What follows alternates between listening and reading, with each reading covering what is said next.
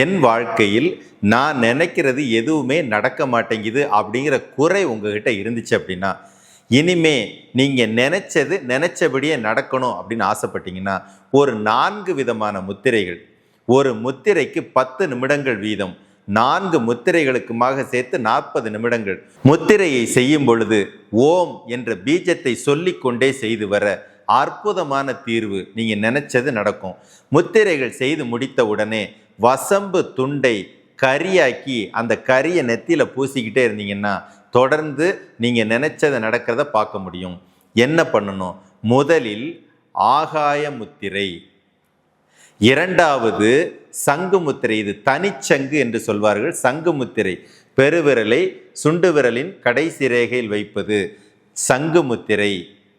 மூன்றாவது பிராணமுத்திரை, நான்காவது ஆதி முத்திரை.